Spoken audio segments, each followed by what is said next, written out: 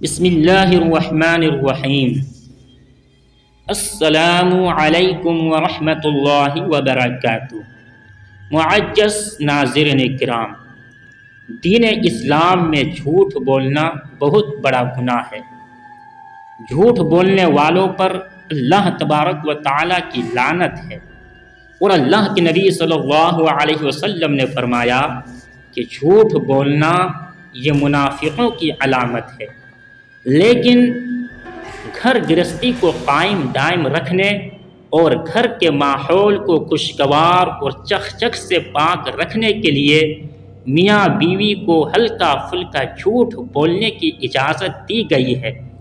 بالکل ایسے ہی ہے جیسے دو بھائیوں میں صلح کرانے کے لیے جھوٹ بولنے کی اجازت دی گئی ہے، کیونکہ صلح کے سب سے زیادہ حقدار میاں بیوی ہی ہیں۔ دشمن کو دھوکہ دینے کے لیے بھی جھوٹ بولا جا سکتا ہے۔ سب سے پہلے میاں بیوی ہی کو لے لیتے ہیں کہ اگر شوہر جو کہ بیوی کے مزاج اس کے والدین سے بڑھ کر شناس ہوتا ہے، یہ محسوس کرتا ہے کہ خریدی گئی چیز و سودا سلف فروٹ یا کمبل تکیے کی اصل قیمت بتا دی تو گھر میں پانی پت کی جنگ چھڑ جائے گی۔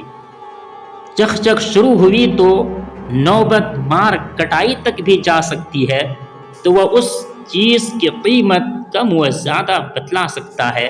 اس میں نہ تو کسی کی حق تلفی ہے، نہ ہی پیسے کی چوری ہے۔ بیوی اپنے شوہر کے بہن بھائیوں کے رابطے سے بڑی چڑھتی ہے اور اس سے شک ہے کہ وہ اس کے شوہر کو پٹی پڑھاتی ہے، تو شوہر فون وصول کر کے یا فون کر کے متعلقہ کال ڈیلیٹ کر دے اور پوچھنے پر جھوٹ بول سکتا ہے۔ اکثر و بیشتر طلاقیں اسی بنیاد پر ہوتی ہے۔ بیوی کہتی ہے کہ یا تو مجھے رکھ یا بہن بھائیوں کو رکھ، جبکہ اللہ پاک سب کو رکھنے کا حکم دیا ہے۔ وہ جھوٹ جو صلہ رحمی کے لیے بولا جائے اس سچ سے بہتر ہے جو قطع رحمی یا گھر کی بربادی پر منتج ہو۔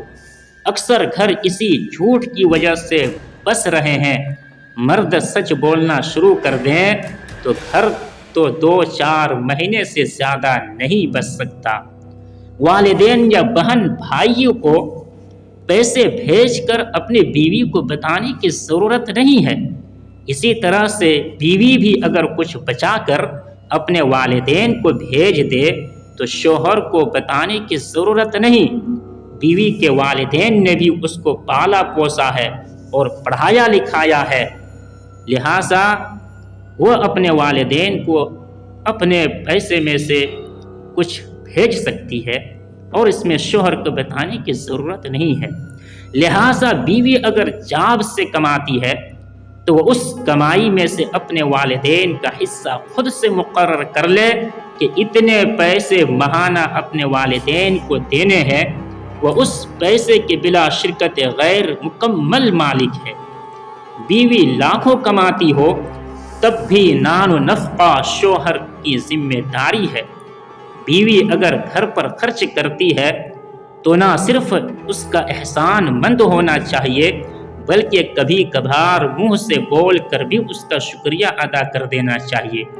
عموماً جو بیویاں کما کر گھر پر خرچ کرتی ہے وہی شور زیادہ بھی کرتی ہے کہ شوہر گھر کا خرچہ پورا کرنے کے بجائے بھائیوں کو موٹر سائیکل اور کیری ڈبے لا کر کے دیتا ہے، جبکہ میرے والدین کو دینے پر شور کرتا ہے۔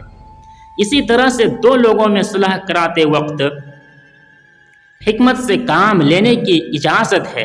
مثلاً اگر ایک فریق دوسرے کو گالیاں دے رہا ہے تو دوسرے فریق کو جا کر یہ کہنے میں کوئی حرج نہیں ہے اس کے خیالات تو آپ کے بارے میں بہت اچھے ہیں، یوں دونوں کو قرب لایا جا سکتا ہے۔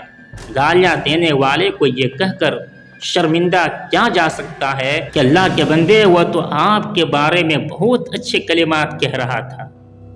میاں بیوی کو یہ ہلکے پھلکے جھوٹ بولنے کی اجازت دی ہے جبکہ ایک دوسرے کو دھوکہ دینا مقصد نہ ہو۔